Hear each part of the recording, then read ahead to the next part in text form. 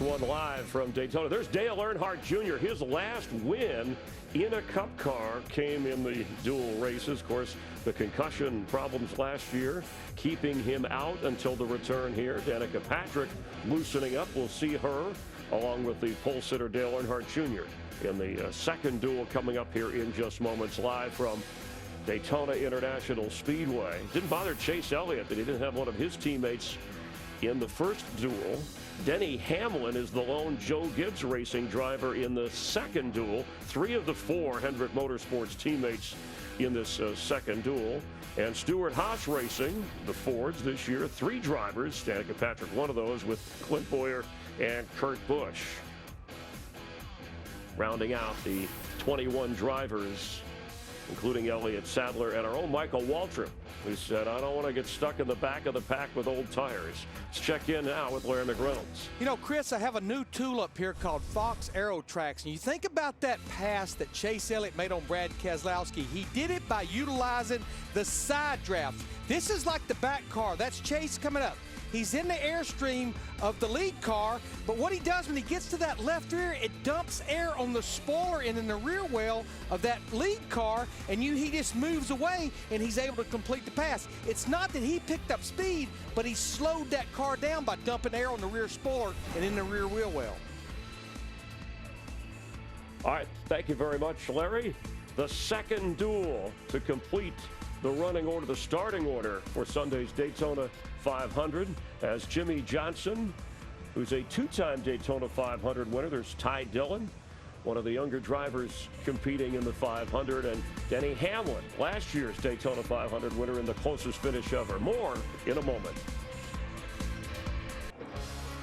Aerial coverage provided by Goodyear. Everything they learn making tires for the grueling demands of NASCAR inspires what rolls into yours. Goodyear, the official tire of NASCAR. Chase Elliott, 10 points, 10 regular season points for winning the first duel. Who will it be in the second duel? Let's take you trackside.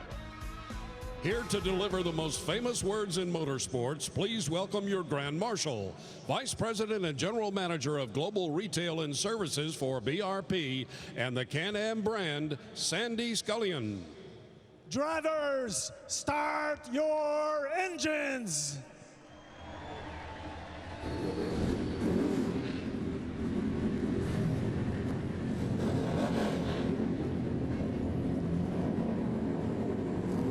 Drivers are ready, and as we get ready to head upstairs, Dale Earnhardt Jr. said, Mike, he said, we got good cars, we have good backups, there are points on the line. I'm racing to win tonight. Looking forward to you guys calling it.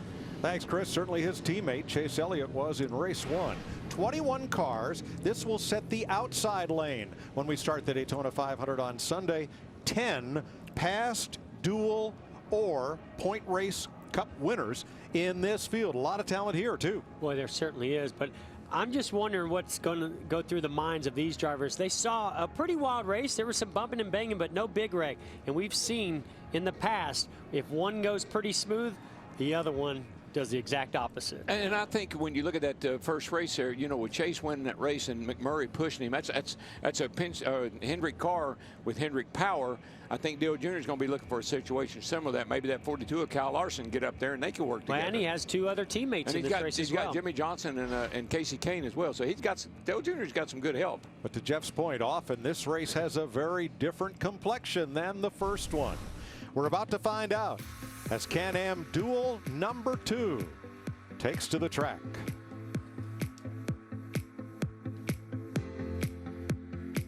Racing. This is a cat and mouse game right here. That's where the risk comes in. This race has meaning, risk, and reward. That is one powerful race car. There they are, all side by side. Now it's on. Whoa, that was close right there. Crash. Oh, spin. Holy smoly. I love this race, too. That was not a video game. That was real life. Oh, no. It's on the line now, boys. NASCAR's biggest stars are about to duel. Boogity, boogity, boogity. Let's go racing, boys. Welcome back to the Can-Am Duel at Daytona. Race number 2 getting set to start. That will set the outside lane for Sunday's Daytona 500. The inside lane was set in race number 1, won by Chase Elliott. Cars rolling down pit road behind the safety car and out onto the 2.5-mile super speedway. As we get ready to race, 21 cars will come to the green, led by Dale Earnhardt Jr., who won his duel the last 2 years, and Clint Boyer. There's a Ford in his future. He was the runner-up in this race in 2011. Denny Hamlin won a duel in 2014. Casey Kane did it in 2010. Ryan Newman, the 500 winner in 2008. And Ty Dillon finished a duel best 5th last year. Jimmy Johnson has 2 duel wins. Kyle Larson 6th last year. Ryan Blaney 2 duels, 2 top 10s, and rookie Eric Jones making his first Daytona start. Kurt Busch 2011 duel winner, and Danica Patrick, who finished 4th in the Clash on Sunday. Austin Dillon was 3rd in this race in 2013, while AJ Allmendinger 5 top 10s in 9 starts. Michael McDowell 6th in 2012, and David Reagan, the 2011 July race winner here. Michael Waltrip, 2-time 500 winner, and Elliott Sadler, who is locked into Sunday's race on speed. Now DJ Kennington can race into the 500 in this event. Jeffrey Earnhardt is locked in. He's making his first duel start, and Timmy Hill will start 21st. He also will need to be the first open car to finish and race in to make the race. Let's take a look at who could be ahead of the pack, brought to you by Coyote. Can I go first? Yeah, I was going to take the 11. I was going to take the 11. But Daytona 500 defending champ. I'll take Denny Hamlin. Way to go out on a limb there, Mike. Oh, yeah. Hey, I think Clint Boyer's going to have a standout year. He's over at Stewart-Haas. Rough year last year, but he's such a great restrictor plate racer. I'm going Clint Boyer. I'm so excited. I'm taking Dale Jr. in the 88. And after his surprise. Oh, his teammate won that race. And I mean, I think I'm going to see if I can talk to the young man. How you say, but what do you think about that? I think you better. Hey, Dale Jr., it's DW. You got me, buddy?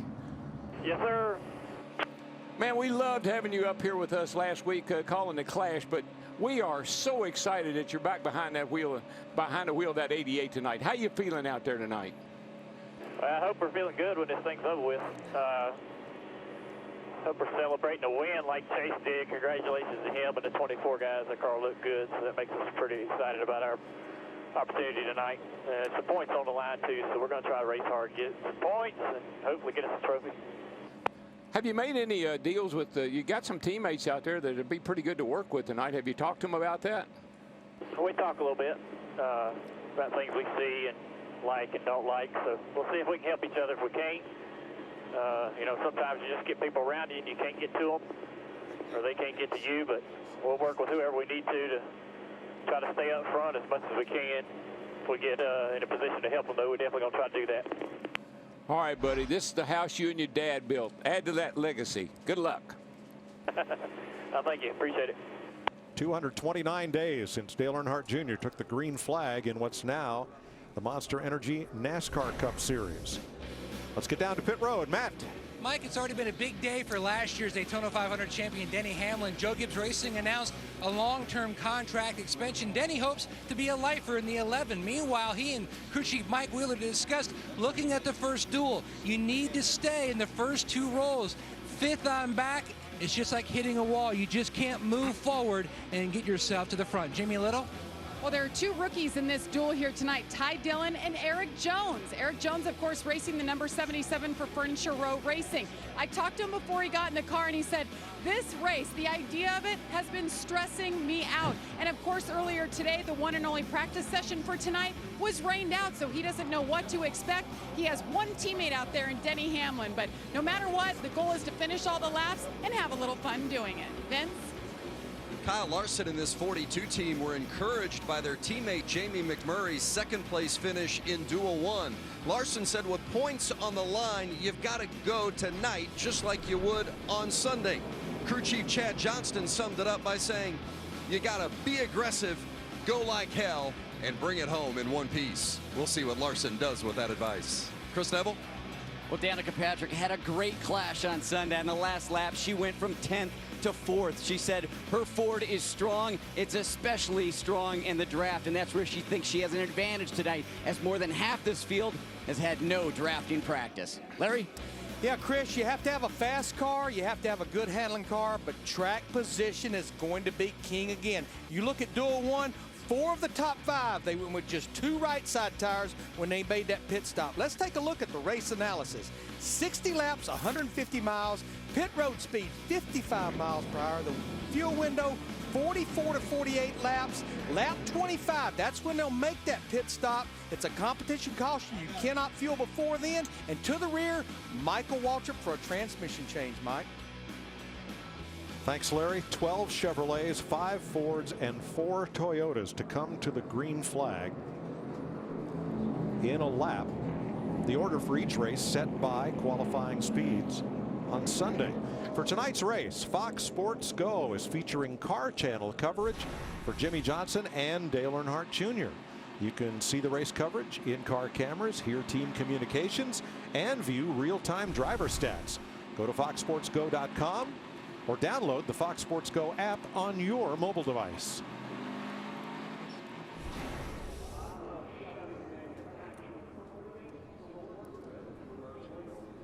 Clint Bowyer ready to roll from the outside pole. Tony Stewart retired, and Bowyer takes over the seat of the number 14 for Stewart-Haas Racing, now a Ford. Here's the team discussion on the pace laps. To work hard here, Brett. Got learning to do, obviously. Got a fast car. We ain't had one of these in a while. Let's get to work. Yes, sir. Good times. I love Bowyer. I think I never seen a guy so jacked up to start the season. Well, boy, everything he went through last year, he deserves it, and he's got to be excited, and I think he's got a great opportunity here. Yeah. And how about his teammate, Danica Patrick, in the 10? Good news is we've been here before. Definitely going to be aggressive to be up front. So I know this is the primary. We want to keep it if we can, but I'll still be on the aggressive side and try and take chances where it's smart. DW, we keep hearing all these drivers talking about being aggressive. How are they going to be this aggressive and not tear up these race cars? I tell you, we got through that first race pretty good. I don't know if we get through the second one or not. If they drive like they did in that first one, it's going to be wild. I will say Danica's got to have some confidence coming off the Clash. He had a great run all the way to the finish there to finish in the top 5. Jeff, you were out of the car for a little while last year, and you got back in the 88 car. How do you think Dale Jr. is feeling right now? My heart was beating so much. I mean, he's so good here. I think he's probably a lot more confident, you know, and relaxed than you would think. But he also just saw what Chase Elliott did in that previous duel. He's got to be feeling pretty good about his race car. 6 onboard cameras for this race, and at the back of the field, Elliott Sadler locked in on speed. So DJ Kennington, Timmy Hill, their only chance to make the 500, be the first of those 3, including Sadler, across the stripe. At the end of 60 laps, 25 laps, competition caution, then the final 35 to set the outside lane for Sunday's 500. Here they come, green flag in the air, and we're racing. Dale Jr. out front. Well, he's ready to go. Yeah, he was. One thing I know about it, he understands the air as well as his dad ever did. He drives this track better than most. He's going to be hard to beat. Pretty messy start there. You know, they weren't very organized, and Junior was ready to go. I'm not so sure everybody else was. Now, this is not the tightly clenched pack we had in race 1. Oh, let's see it develop. Calm down. Just settle down, boys. We haven't even made a lap yet. They'll get grouped up. See Denny coming with a pretty big push and run on the inside lane. Ryan Newman probably behind get to him. the inside here. Bowyer. Here comes Hamlin in the 11. Wow. Whoa, Bowyer was wanting to drop down in behind the 11. I think he changed his mind. There wasn't quite enough room. A lot of momentum in that inside lane. The outside lane's a little bit broken up.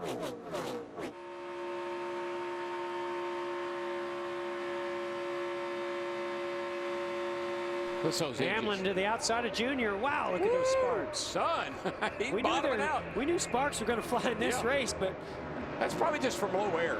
Start this race pretty low air pressure. You'll see that for a couple, 3 laps. I think it'll probably go away. I agree. No help to Dale Jr. Ryan Newman coming up the inside to try to give him some help. Hamlin, Bowyer, Kane, Larson on the outside. So, you know, I talked about that inside lane being really organized. Well, Danny Hamlin took advantage of that. He got a nice push from behind, built a little bit of a gap to Dale Jr., gave him the momentum to jump to the outside and get side by side, but couldn't complete the pass yet. Yes, sir, young lady. Put those hands in the air. Get up off that seat. Dale Jr. is back. Matt? Mike, no practice. That's why you're seeing some sparks just due to travel, the side skirts hitting the bottom. The other concern the 11 team had was with no practice, just would the mirrors be in the exact position that Denny would need? And remember, 30 seconds of an inch, that can mean the spelling of victory lane or a wreck. Junior edges ahead on the inside. Yeah, it's one thing and Hamlin comes back. One thing to set those mirrors in the garage area looking out behind you or beside you, but it's a whole nother ball game when you take the banking into account and you actually have to look through those windows in the middle of a corner. Hamlin leads lap 3. I think Junior's got to feel pretty comfortable and confident, Mike. Those cars have been real loose. You know, we saw Jimmy Johnson spin out. We saw Junior spin out last year and Chase as well. Looked like they got their problem solved. Now remember, no matter where Dale Earnhardt Jr. finishes, if he keeps this car in one piece, he starts on the front row of the 500. Yeah, but I think he wants to make a statement. You know, we had an opportunity to spend a lot of time with Dale Jr. up here in the booth, and he talked about when you get a run, you take it as far as you can. If you get momentum, go and be aggressive and make those big moves and make a statement to your competitors. A run is like a breath mint. When someone offers you one, take it. He's going to get a run right here. Yeah, look at that. Goes to the inside. Boy, it didn't take much of a push from that 14 of Clint Boyer to get that momentum. That's a a real sign of how much speed that 88 car has. Now Larson went way to the outside, 3 wide through the tri-oval. That's his number 42 up there. Are you surprised? You don't think he's in the high line? Kyle Larson, are you kidding me? He rubs the wall. He loves the high line. And there is quite a bit of momentum up there, particularly when you're trying to get by people. Casey Kane squeezing out through the middle like toothpaste out of a tube as he catches up to Clint Boyer in the 14. 5 cars been pretty good this week. For the lead, Dale Earnhardt Jr. back on the inside. Ryan Newman with him. I talked to Casey Kane the other day, and I think it's really important for them to get a good start to the season. They ended last year on a good note with some momentum, but they know that they started off way behind. They need to get a better start to the season to keep that momentum going. And Mike, these cars are now coming up to kind of max speed, the air pressures are up, the temps are up. The cars are really starting to really perform. This is when you're going to see who's got the best car.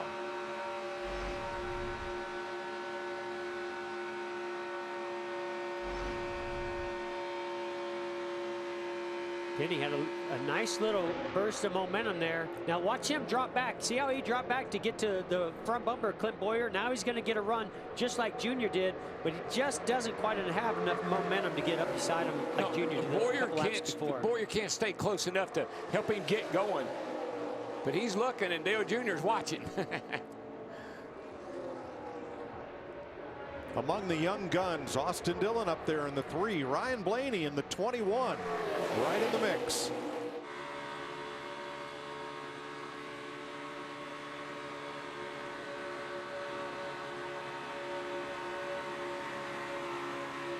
Hear that engine change just a little tune. He's either dragging the brake or possibly lifting out the throttle just a teeny bit. Most of the time, he just dragged the brake. And here comes Michael Waltrip in the 15. He'll start his 30th Daytona 500 and final 500 on Sunday. Mikey told us, he said, I don't have the fastest car here, so I've got to be smart, and I've got to drive and take advantage of everything, draft everything that moves in order to stay up in the pack. A new driver in that 13 this year, that'll be Ty Dillon, as we watch A.J. Allmendinger on the inside of Waltrip. So we see Denny Hamlin's actually dropped back a little bit, lost a little bit of drafting health on that inside lane. And now you see that line on the outside. And here's Junior. Here's what he does so well. He takes some, if somebody's going to work with him, he's got his teammate 2 positions behind Clint Boyer. He's worked with very well, taking that high lane, building that line. And he'll do that until somebody decides to drop to that low lane. I've always called him the Pied Piper, because it seemed like when he's in the race and he's got a good car like he does tonight, people follow him wherever he goes. I mean, if he runs low, they run low. If he runs high, he runs high. And, of course, Boyer's tickled to death to be sitting there. Now, in the race-in battle, the number 7 of Elliott Sadler is the first of those 3 drivers trying to race their way into the 500. And his biggest fan right now is Reed Sorensen, because if Sadler holds that spot, Sorensen is the next fastest qualifier. And even though he was in race 1, he would earn the final spot in the 500. But Mike, how many times did that first race was wild, okay? Yes. They didn't wreck a lot of cars or anything, but the racing was crazy. Then these guys watched. They say, we're not going out there and act that way. And so that's why we're kind of seeing a little bit of this. I want to know what they ate for breakfast in that first race, because these drivers are being complete opposite and totally calm, staying single file and content with that. Those drivers weren't content at all in that race duel number 1. Matt? Jeff, Clint Boyer told me on the grid, compared to the Clash, you tend to try to pull back the reins a little more in this event, hoping to save your car for the 500. He told me it just seems so difficult to organize in that first duel. His goal just to try to stay up front to be a contender at the end. Yeah, well, remember, they're racing at lap 25. We're going to have a competition yellow at that point.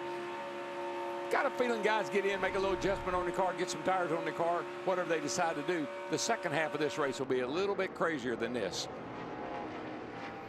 The 21's a contender. Blaney in 4th place. Hall of Fame mechanic Leonard Wood wearing that Daytona 500 ring. He's got 5 of those. That one from Trevor Bayne's win.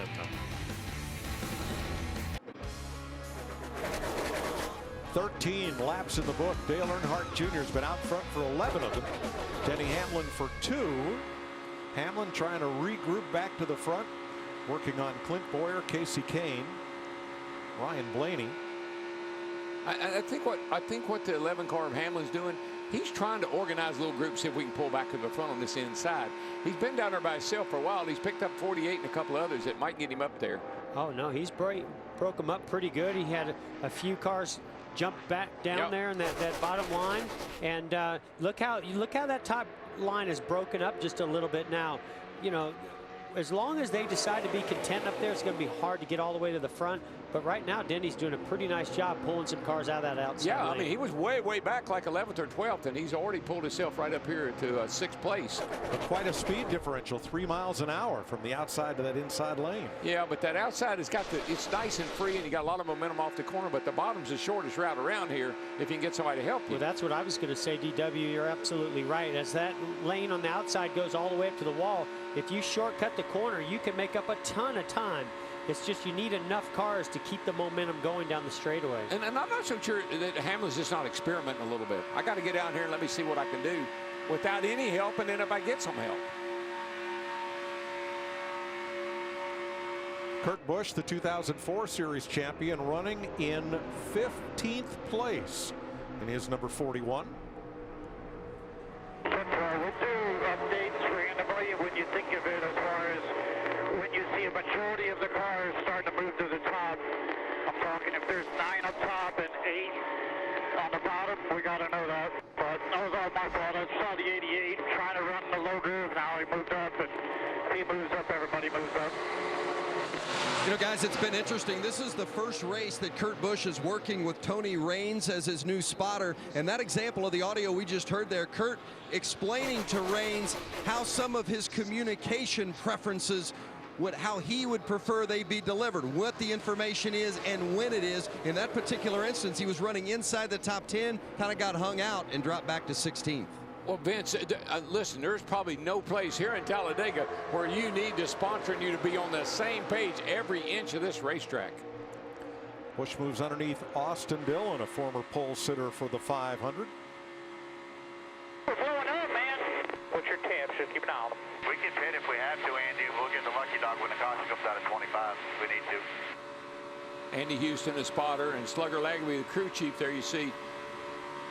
And what about Danica Patrick, Chris? Well, she's having a strong night running in the 6th position right now, but she has said that car moving around a lot more than it did on Sunday, and also the oil temperature way too high. It's flashing red on her digital dash right now. The team telling her just try and stick the nose out, get some fresh air, and we'll make some changes on this first stop. Yeah, it's a little cooler. You know, the wet temps are maybe not as high. Got a little too much tape on the grill. They can adjust that at lap 25. There's Denny Hamlin's digital dash, the big bar graph. The tachometer. He chooses digital readouts for the other gauges. You know, one of the things that happens when those cars are in line, they're carrying a lot of speed into the corner. Those cars will move around more than you think. You don't have to be in a big pack. Sometimes you can even be single file, but 5 or 6 cars back to feel the effects of the draft and that dirty air. Mike, if you can just put just a little wee bit more tape on your grill than the other guy, you've got a little bit of an advantage, and that's what you're looking for here is a little bit advantage. Yeah, the grill opening at a speedway like Daytona and Talladega is in a different location. It's up in the front bumper area, and NASCAR mandates that that opening be so big, so the dimensions are determined. That way you don't open it way up because it almost matches up with the rear bumper of the car in front of you that hurts the airflow. Well, one thing you don't want to hurt on these cars is the airflow. Because they are aero dependent. 19 laps complete. Caution flag coming at 25. I haven't seen a race. I haven't seen cars do this, run around the top following somebody. Since Dale Jr. was in. I don't know how long ago it was. It's been a long time ago. Ryan Blaney, the 21, David Reagan in the number 38, both Fords. Running nose to tail. And everybody's content. Nobody's stepping out of line. Everybody's just riding along here, trying to get the lap 25, I guess. And 3 spots behind them sits our newly minted 7-time champ, Jimmy Johnson. Jamie. Bottom line right now is he knocks off a couple positions. Jimmy Johnson, remember on Sunday in the Clash, he had a heck of a time. Car was so loose, he crashed not once, but twice. And this guy likes to drive a loose car, so he just wants to finish these laps, get some information. And by the way, the high for Sunday is supposed to be 68. Right now, 68 degrees. A little something to be learned here. Oh. Well, they've got a lot to learn trying to suss out what happened Sunday to Jimmy Johnson in the Clash. You'll see it here on the right first. Car gets loose. He gets into Kurt Busch. Kurt gets to the wall. Jimmy's able to continue. But then a little later, the car gets away from him, and his race ends at the inside barrier. Yeah, listen, 68 at night. I know it's a night race. 68 degrees, pretty nice. 68 degrees on Sunday with the sun shining. It feels like it's 168 out there on the track. All I know is if Jimmy Johnson is losing the car by himself, that guy can drive a loose race car. Yeah. They had to make some adjustments. Looks like their 500 cars, all the Hendrick cars seem to not only have good speed, but also are driving a lot better than what we saw in the Clash. I've always said Jimmy Johnson, I don't know that a lot of people could drive Jimmy Johnson's car as free as he runs that car. And you know that. You tried his setups, and they're hard to hang on to. Loose is fast, but not here at Daytona. You know what else is running at 8,000 RPM? Us. I think it's time for our first Fox NASCAR Crank It Up of the 2017 season. Ooh, let's do it. Do it.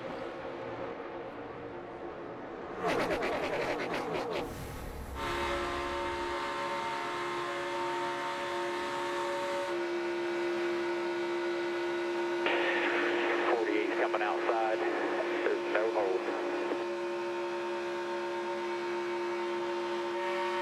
41.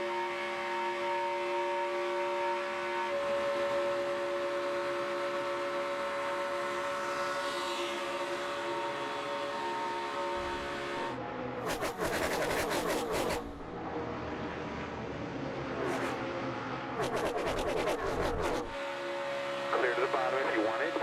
One back, too wide, one back, too wide, half back, too wide. Inside.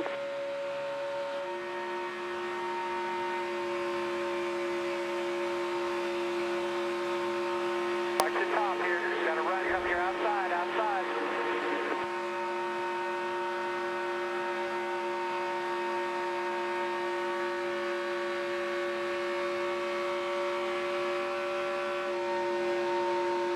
Back inside with the 77.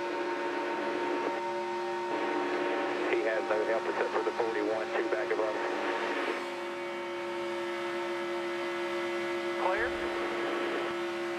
Outside 13.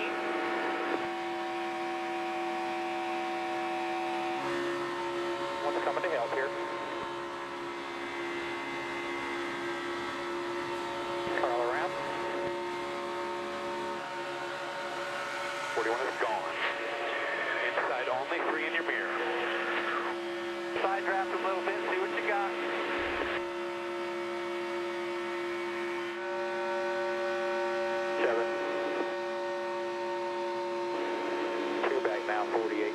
No hold, still out there. 5. When we get back, we'll race till they... Now those spotters are high on the roof above us, the toughest places for them to work, looking at the cars tails away as they head for turn 1 and coming off turn 4 where they're just heading straight at us. There's our chief spotter, Kevin Clark, at work. Visor cam as he helps director Artie Kempner. Listen to those spotters, pretty familiar things they're saying, things you hear. But you know what you very seldom ever hear anymore? She blowed up. We never hear that anymore. Well, the caution will come out as they go to the back straightaway, completing 25 laps. This is the competition caution for race 2 because these cars also did not get a chance to practice. And of 25 laps, Denny Hamlin led 2. Dale Earnhardt Jr. led all the rest. I think Dale Jr. is going, yeah, that's pretty much the way I had it planned. Yeah, right. It's good to be back. Man, that was easy. Oh, it's good to be back. And another Earnhardt, Jeffrey, will get the free pass. He's the first of 2 cars, 1 lap down.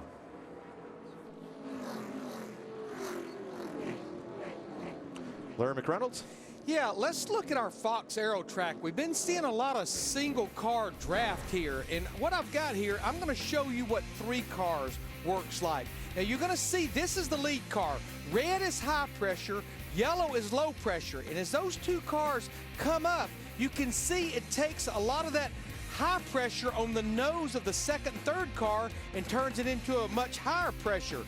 But you see here, it still has all that high pressure on the nose of that car right there. And in between here are like bubbles of air. But the biggest thing that happens to the lead car is it takes pressure off that deck lid right there and it reduces the drag. And that's how those 3 cars are faster in a line than if they were running side by side. It's almost like they become almost like one car.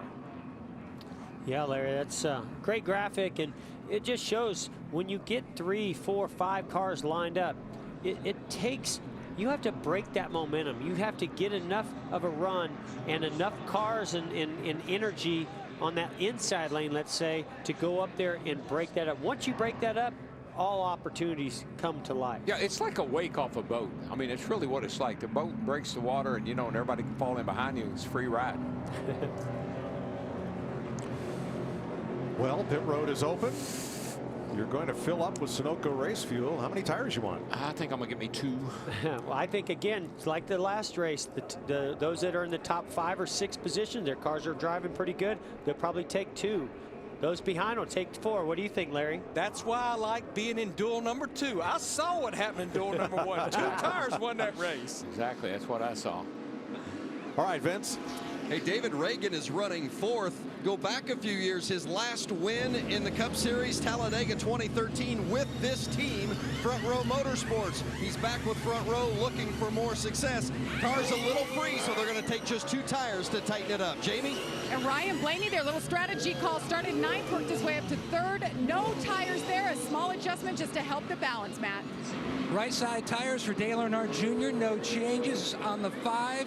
His teammate, Casey Kane, no changes as well.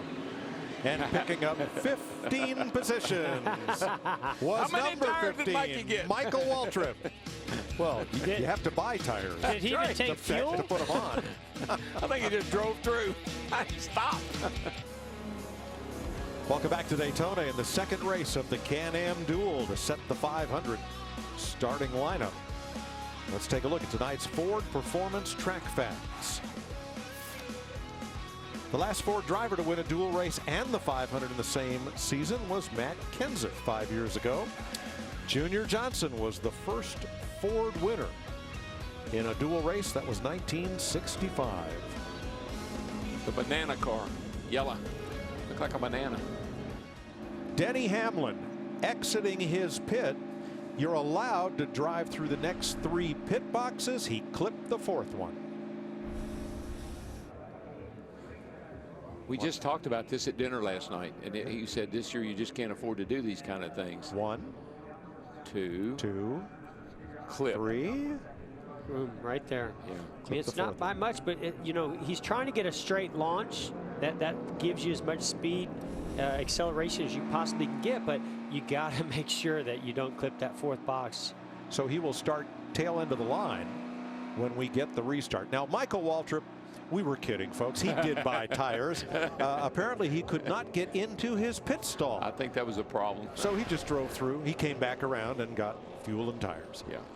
Good to go. Now, we listened in on Jimmy Johnson and Chad Knaus talking about how that car is handling. Are you needed to lift an awful lot then, Tyler? No, I'm obviously flinching a little bit based on Thursday, but it's so much more controllable to slide it, but it's a different type of loose. Do you feel we're slow? I feel my car is too sensitive to side drafting. I feel it's really damn fast in a straight line when I don't have anybody side drafting me. Yeah, so I mean, he's certainly still having a little bit of a loose condition, but doesn't seem to be hindering them where they feel like they need to make any big adjustments. And a lot of that is just track position. He was a little bit further back. He's going to have some of that, like a lot of the other competitors as well. But he sounds like he has a fast race car. Plus, it's at night. It's at night. You're going to have a little bit more grip. Car's going to feel a little bit better. And that sounds like that's all it is a little bit better. Yeah, that's true. And they have to remember that on Sunday for the Daytona 500, even though, as Jamie Little said, it's going to be about the same ambient temperature, that track temperature is going to be quite a bit warmer. It will definitely be slicker than this. When that sun shines on this baby, she gets slick. Care what the temp is.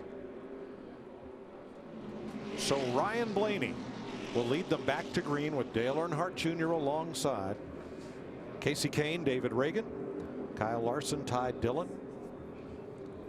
I don't 21 car. I think can run now. It's pretty fast. Yeah, this is a great opportunity for the Wood brothers and Ryan Blaney, one of our young up-and-coming stars, and he's got his work cut out for him against one of the best out there, Dale Earnhardt Jr. That kid right there, Leonard Wood, he was the absolute master back in the day, and still pretty darn good. Who's this sports Thomas Edison? Let's see how the 21 fares as we're back to green with 30 laps to go. Boy, he wanted to, I think Ryan wanted to get up in front of Dale Jr., but he thought better of it.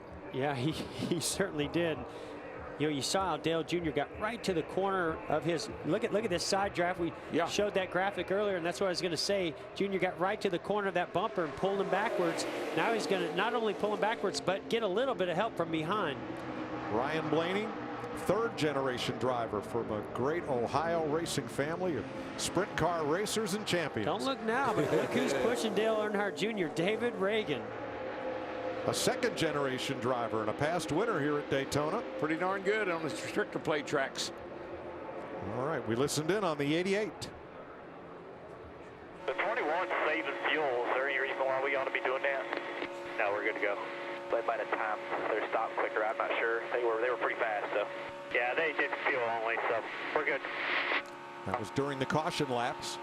Blaney shutting it off to save fuel. Timmy Hill comes to the pits, and this will likely end his chance of making the Daytona 500. Look at that move right there. Whoa. Here comes Casey Kane, a big push, Dale Earnhardt Jr. I told you when they went back to green this time, we wouldn't be that follow the leader stuff. Blaney made a great move, got to the quarter panel of the 88, but Casey Kane gets loose. Wow. He got bumped by David Reagan. Yeah, Reagan gave him a little shot getting in the corner, loosened him up, almost spun him out. Casey Kane in the 5. Woo! Hang on, son. You know, there's just those vulnerable places on the racetrack when you go in and out of the transitions from flat straightaway to banking. You got to be careful how tight you are on the rear bumper of that car in front of you. Big loser there was rookie Eric Jones, went all the way back to 15. Now, these two cats right here, the 21 of Blaney and the 42 of Larson, that's two cars that could be trouble for Dale Jr. if they got hooked up. You can see the 5's right on the rear bumper of the 88, and bam. Bam. Little bump right in that transition that I talked about, so vulnerable, and that almost turned the 5 of Casey Kane around. But Jeff, do you see how that backed up? I mean, the 38 hit the 5, the 13 hit the 38, and the 41 hit the car in front of him. It just bam, bam, bam. Yeah, and the whole momentum of that lane shifts at that moment. Yep. Right now, DJ Kennington, the Canadian, in the race-in spot. It'll be he or Reed Sorensen getting the final spot in the 500 field. Big push coming from the 42, the 21. He's probably going to get a run on Junior here if Junior doesn't block it. Boy, he's right, Whoa, Junior. Look at this. Boy, that 21 is fast. I'm telling you. Making some great moves. I don't think he's going to clear him here. I think Junior's going to get back to his quarter panel. Now he's got the help of Larson. Back to your help. Yeah, that's exactly what Dale Jr. needed, was for Kyle Larson to get in behind him. Blaney's going to be left hung out to dry here. Jimmy Johnson gives a little bump drive getting in the corner. Ryan Blaney. I'm impressed with Ryan Blaney and the job he's doing. I know 21 cars always fast. Remember, he doesn't have the tires that some of these others have as well. Earnhardt, Larson, Kane, and now Blaney joins them in the outside. Big break for Ryan Blaney right there to jump into that outside lane. We could very well get lined back up here and have a single foul. He's not content, though. Again. He doesn't want to stay in that outside lane. I like that. Proud of that boy. Go for it. Whoa, Junior getting up in front of the 42 Larson. Boy, everything is shaken up now since that caution. Big run by the 5 cars. Is he going to take advantage? Yeah. To the quarter panel of the 42 Larson. Drops down, gets a little help here. Look who's coming with it. David Reagan up in the middle. Reagan's aggressive, man. He's putting it in those holes in the middle there. Now, this is pretty much the way we were sitting before that caution came out. Teammates Casey Kane and Dale Earnhardt Jr. And Reagan now has help from Kurt Busch up the middle. Jamie. And before that last caution, the 21er Ryan Blaney told his team, I'm just a little too loose. If you guys tighten me up a little bit, I can be aggressive when I need to be. That's exactly what he has here. He can put that car where he wants to be. Boy, he can, and he is doing it too. Goodness gracious. And every time he gets a run, he's taking that run and making moves. That was impressive. He made a move all by himself right there to get around Casey Kane. The last time that number 21 went to victory lane in the duel, 1980, the driver, Neil Bonnet.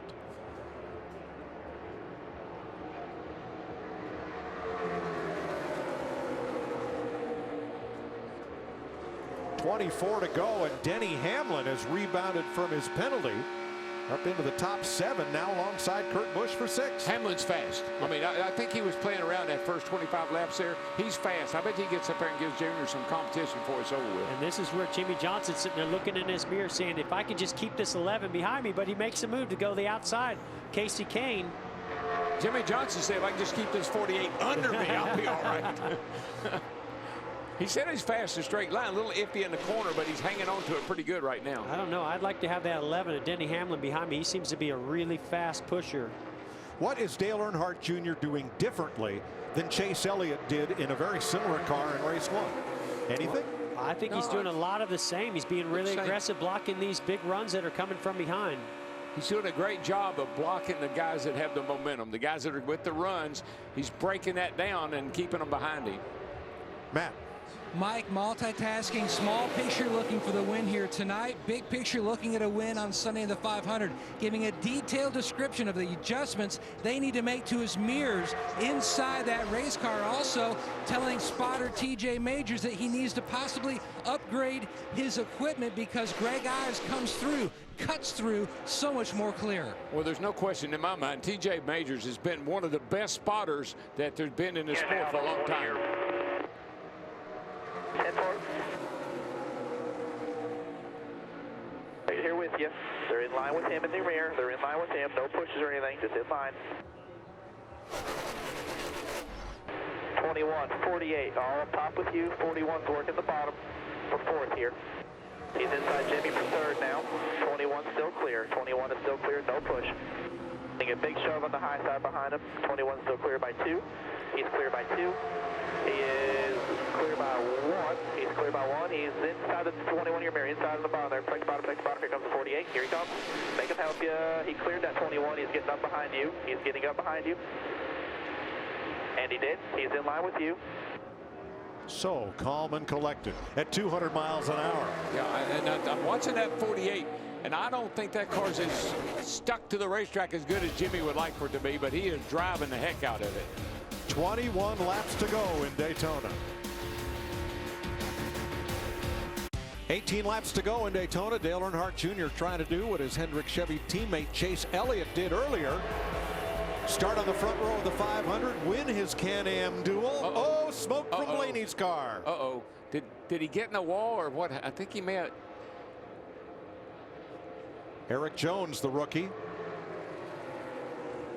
Oh, man, that's a shame. He was doing an awesome job smoke abating there, but there's David Reagan coming right up behind him.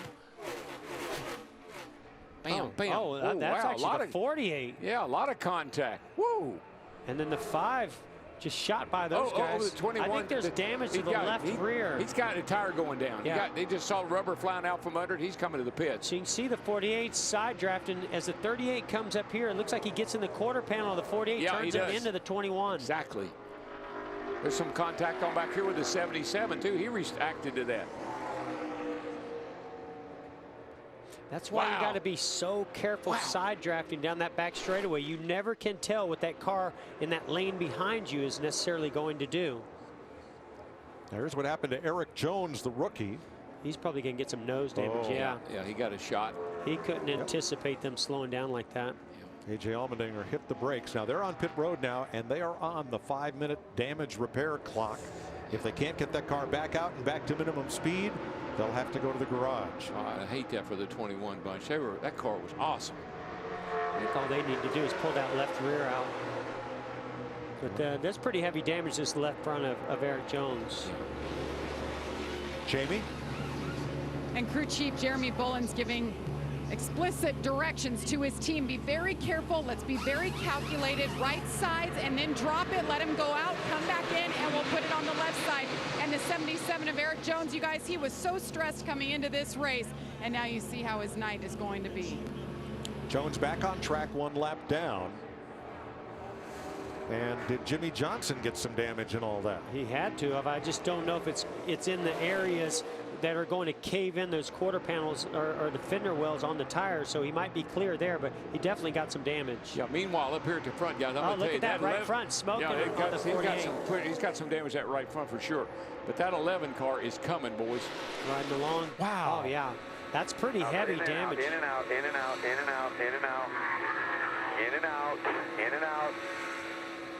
I'm really curious to know if that 48 team and Jack Knaus was watching the video we just showed and seeing some of that smoke come out the right front. I think we got some audio here from the 48. I have some right side damage. Am I smoking? Someone turn me. Take it easy down there, pal. Take it easy. Make sure it doesn't go down. To you? I don't know, man. You need to tell me how bad it's rubbing. I cannot tell. Bring it to us if you want to pit, man.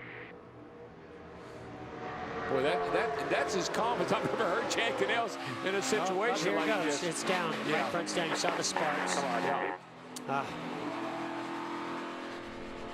Caution for Jimmy Johnson. His speed week has not gone well. 2 spins in the clash.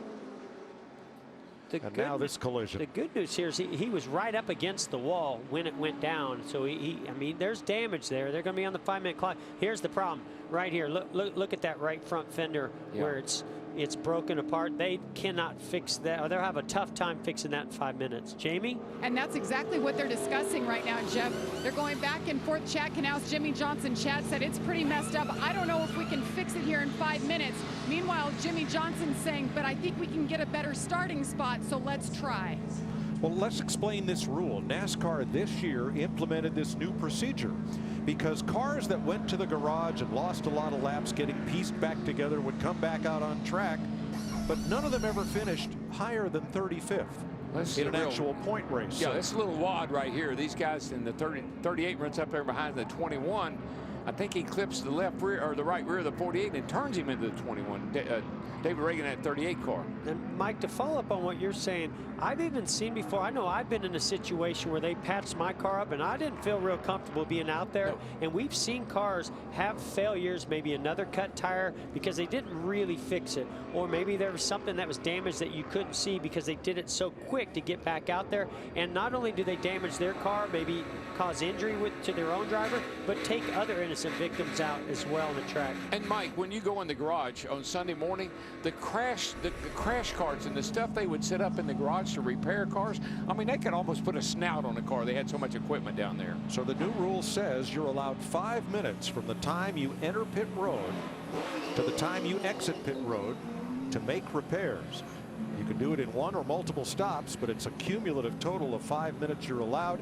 If you can't fix it in that amount of time and get back up to minimum speed, you're out of the race. Well, and here's one of my questions that go along with this. You talk about this 5-minute clock, and it starts when they, come on to pit road, but also it doesn't end till they get off the exit of pit road. So right there, Chad Knaus was having to calculate, or someone on his team was calculating how long it was going to take the 48 car to get to the end of pit road after he left the box. Larry? One thing you have to make sure, this happened to Kyle Larson and his crew in the clash the other day.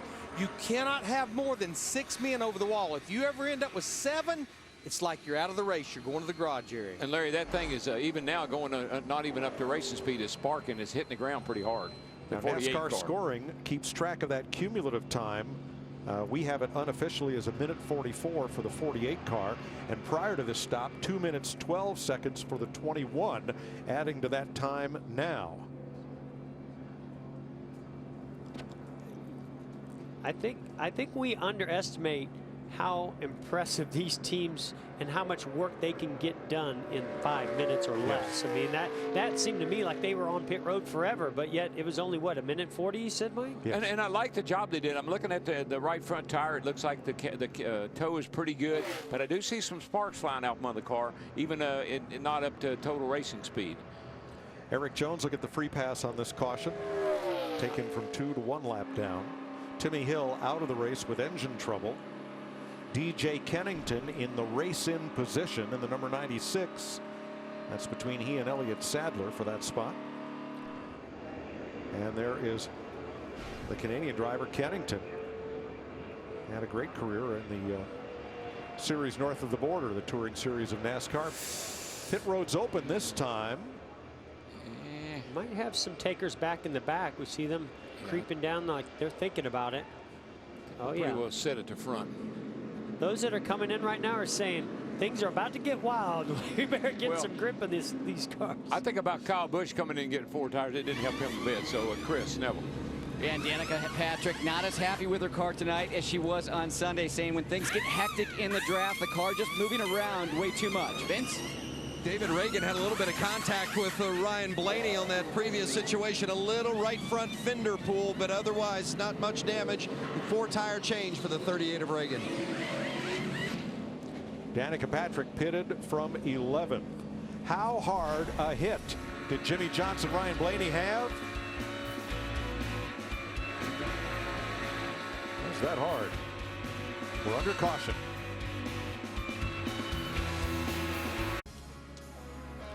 The restart will come with 9 laps to go. Dale Earnhardt Jr. has lane choice. He's elected the inside, so he will have a Chevy behind him, Kyle Larson, instead of a Toyota of Denny Hamlin.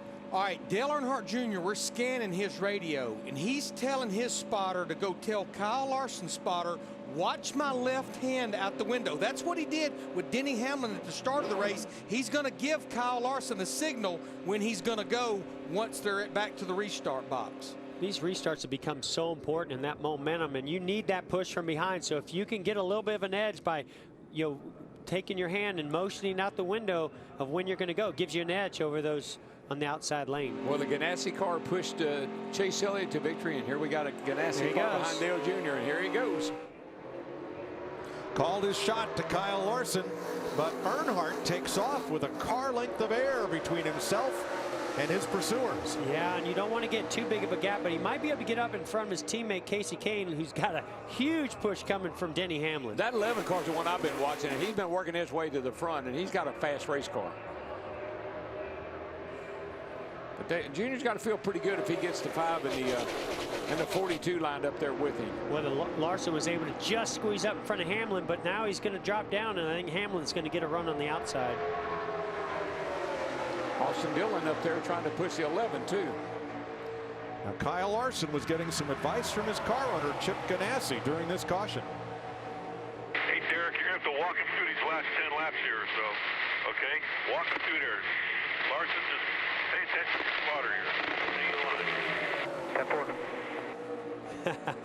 Chip Ganassi certainly has a lot of experience with drivers over the years, but I think that's coming from because Larson has not shown a lot of confidence in his abilities on the restrictor plates. He's like, I just don't quite have it figured out. So I think that's Chip Ganassi's way of saying, hey, spotter, help him out.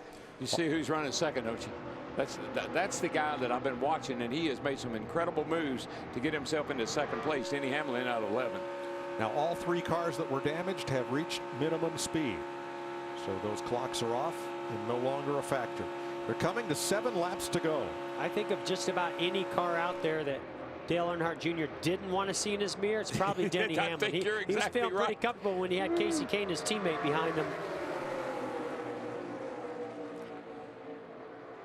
Michael Waltrip had a little bit of contact with Michael McDowell back racing for 13th.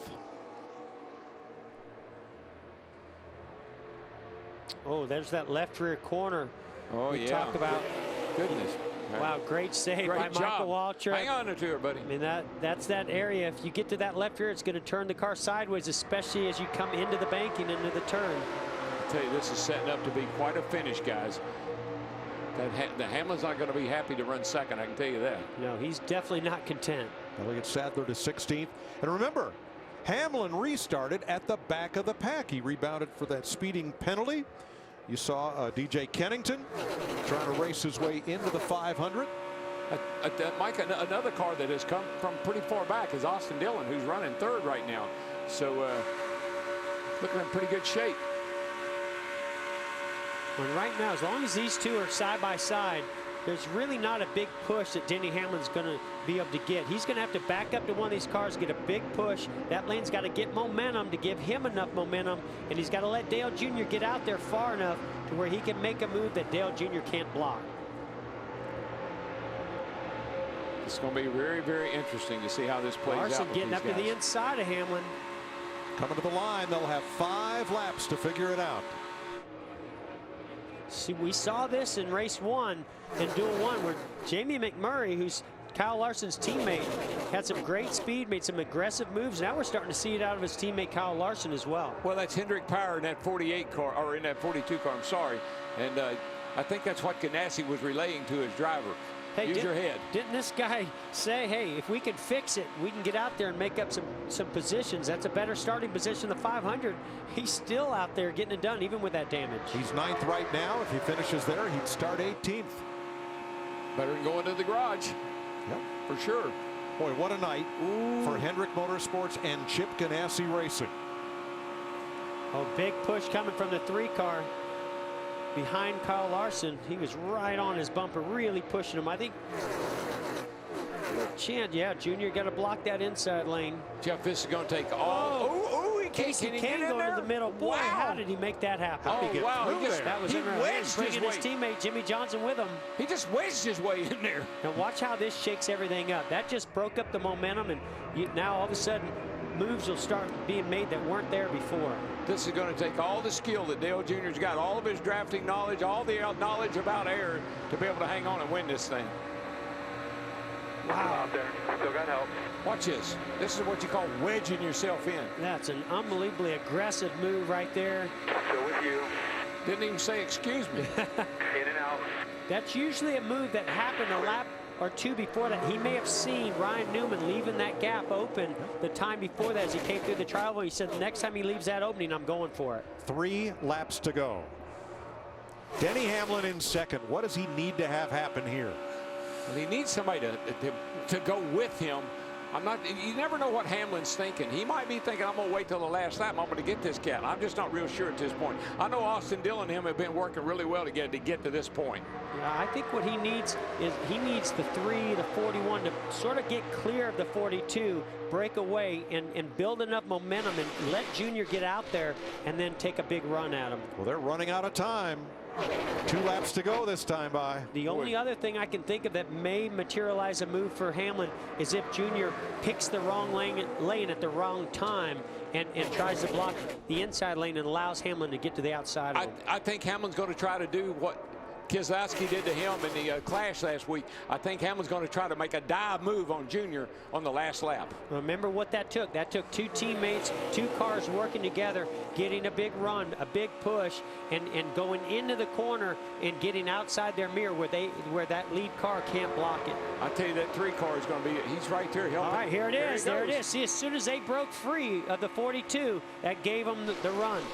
This is bad news for Junior. He's down there all by himself. Only hope he's got. Come on, Larson, get up there and get behind Junior and push him. Yeah, we're coming to the white flag. Yeah. Denny Hamlin, Too late. Austin Dillon, Kurt Busch, and Clint Boyer. Do you know that 3 car has the best average finish last year on all the restrictor plate tracks? And here he is. What a great run he's had tonight. Austin Dillon in the 3. The timing of that just couldn't have been more perfect for Hamlin. But don't give this to Hamlin just yet. He's got 4 or 5 cars lined up behind him that might be able to do the same thing to him. See if the 2 Stewart-Haas Fords hook up. They do. Busch to the outside. Boyer with him. Hamlin up to cover the spot. Watch this. If that 14 could give him a big shot here, he might be able to make a move. The 41 and Kurt Busch. He's Dillon backing and up to him. Backing up. Teammates, 41-14. Oh, Hamlin pulling away. Don't do it. Off turn 4. Here they come to the stripe. Denny Hamlin for the win. Kurt Busch, Clint Boyer, teammates side by side for second. I think Boyer may have clipped the 41 here at the line. Good job, brother. Boy, Denny Hamlin is so good on these restrictor plate tracks, especially his confidence he has with this team here at Daytona. He showed it last year as a Daytona 500 winner, and boy, that was impressive. Timing is everything. Yeah, could not have timed that better. It all he wasn't going to get that kind of momentum, that run, without that line breaking free of the 42. As soon as they broke free of that 42, he had a ton of momentum that Junior just couldn't do anything about. No. Here's the pass for the lead. Here he comes. See down how the back. Junior's pretty Too far out there? Too Watch. far out. Now, Hamlin knows that this push is coming from the 3. Look at that momentum. Look how much that speeded him up. And it was perfect timing because it was right as they went in the corner. Junior, if he went high, Hamlin goes low. If he goes low, Hamlin goes high. And see, that's what I thought, that Hamlin would put that dive bomb on him and try to get by him, but he didn't have to.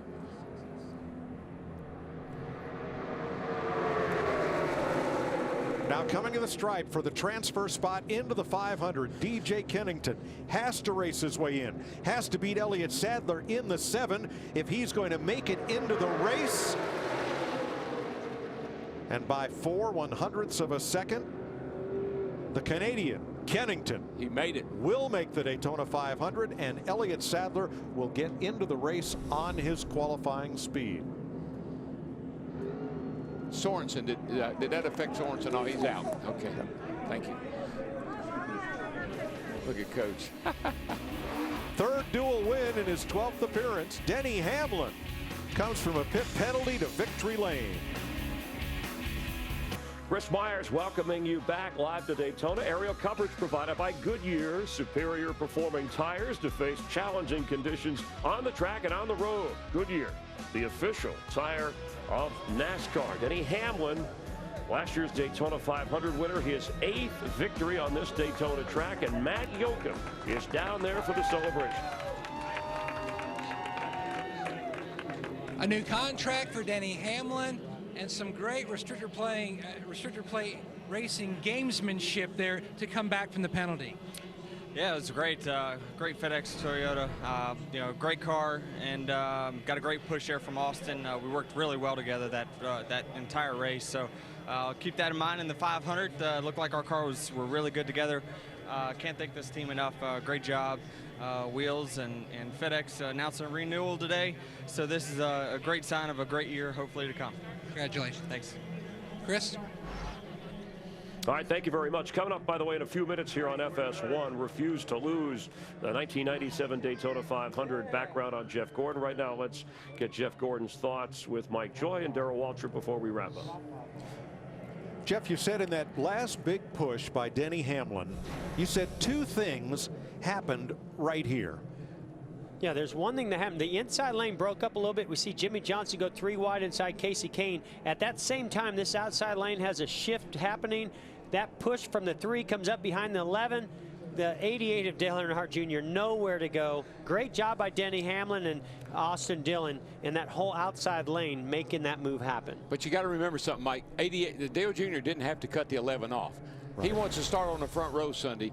If he had cut up in front of the 11, I'm not sure that they'd both be starting up front. So I think he made a really smart move and did what he needed to do. So Dale Earnhardt Jr. retains his front row spot for the 500, and Denny Hamlin has a bad, fast car. Jamie. And Dale Earnhardt Jr. very happy after that. led 53 laps. You guys ended up 6th. You watched it right there. Anything you would do differently if this was Sunday in the Daytona 500? I don't know what I could have done differently to defend that. Once I heard the 3 was clear on the outside, I knew they was going to have a big run. And Denny's so smart. He knows what he's doing out there, one of the better play races out there. So I could have, any which way I would have went, he was going to go the other way and probably get by me. I just was hoping Austin might push us a little bit since he drives a Chevy, but you know, I don't know if I'd have done it any different than he did either. But congratulations to Denny. They just had a good run at the end. I was doing what I could to keep the lead, but once they got clear of that inside lane, they built so much momentum real fast right there at the end of that back straightaway and had such a big run. So if it's Daytona 500, same thing, you know, ain't much you can do about that. It's not really defendable. So, you know, it's a good job by Denny and those guys putting it all together at the end. In 7 months, good to see Dale Jr. back in a race. Good job. Chris? Well, smiles and tears of joy over in DJ Kennington's pit. You raced your way into the Daytona 500. How does that feel? Most amazing feeling in the world. Castro, Lordco, Dwight Kennedy from MVP, everybody who's made this happen for me. My dad, my whole family, just thanks everybody. This is one of the biggest moments of my life, and all the guys at work, everybody that pitches in to make me so I could come and do this. Thanks everybody. I really appreciate it. Congratulations. Vince? Clint Boyer in his first race for Stewart-Haas Racing finishes second. How good does it feel to be up front again? Good. You know, you always want to win, but just super impressed with this team. You know, I mean, this is the one you've been waiting for, right? Mike and all these guys put a lot of hard work in bringing a fast car, and oh boy, did they. Man, it's just fun. I mean, the difference, you know, it just creates more opportunities. You know what I mean? I mean, you can just play offense the whole time out there. Obviously, that's the first time that I've had a chance to draft in this thing, practice or anything. So, some new gremlins that I need to work on, you know, just handling characteristics, driving characteristics that are, you know, I think adjustable for my likings. But, you know, really, really proud and you know, happy to be running like that. Thanks to Tony and Gene Haas for giving me this opportunity, and Mobile One, Rush Truck Centers, Haas Automation, all the guys that make this go. This is going to be a fun year. Yeah, well done, Clint. Second place for Clint Boyer. Chris? All right, thank you very much. And Chase Elliott on the pole, winning the first duel, and then Denny Hamlin, defending Daytona 500 champ, winning the second duel. It's been over a couple of decades since we've had back-to-back Daytona 500 winners, and that's what Denny Hamlin will be trying to do. So here's the starting order. Row 1, it's the Hendrick Chevrolets. Denny Hamlin right behind with McMurray, Kevin Harvick. In fact, we have 10 past Daytona 500 winners in Sunday's Great American Race, and 4 drivers who won the Daytona 500 multiple times. Danica Patrick, who has run well here. Remember, she sat on the pole a few years ago and a strong finish, getting some points in the second duel race. Daniel Suarez, one of the rookies. He's a driver from Mexico. We'll have a driver from Mexico and from Canada in Sunday's Daytona 500. Ricky Stenhouse Jr. There's Jimmy Johnson. A rough start to speed weeks, but that doesn't seem to matter with the 7-time champion and 2-time Daytona 500 winner. The feel-good story for Corey LaJoie. A month ago got the ride and gets in, creating a little heartbreak for Reed Sorensen, and failing to make the field, Timmy Hill and Reed Sorensen on the rough side of things. With Jeff Gordon, Mike Joy, Darrell Waltrip, Jamie Little, Matt Yoakum, Vince Welch, and for Michael Waltrip, I'm Chris Myers. We appreciate you being a part of NASCAR on FS1. Don't forget Sunday, 1 o'clock Eastern over on Fox, the pre-race show for the Great American Race. The winners tonight, Chase Elliott and then Denny Hamlin. Time now for the debut of Refuse to Lose, Jeff Gordon, and the story of the 1997 Daytona 500.